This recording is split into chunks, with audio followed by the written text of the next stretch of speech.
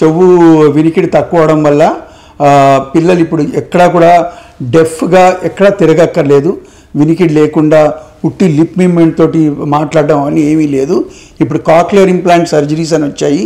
అవి మాకు almost about 90 to 95% good results ఇస్తున్నాయండి.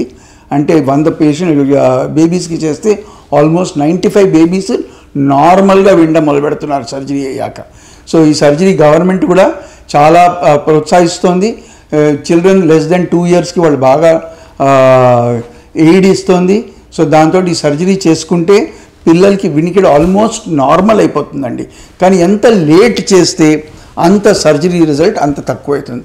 మనం ఎంత జల్దీ చేస్తే సర్జరీ రిజల్ట్ అంత బెటర్ అవుతుంది అన్నమాట. కానీ డెఫినెట్గా పుట్టుకతోటి వినికిడి పోయిన వాళ్ళకి ఇప్పుడు ఒక హోప్ అనేది ఉంది, ఒక ఆశ అయినా ఉంటుంది వాళ్ళందరికీ ఉండాలి, నా పిల్లలకి మళ్ళీ వినికిడి సరిగ్గా రావచ్చు అని.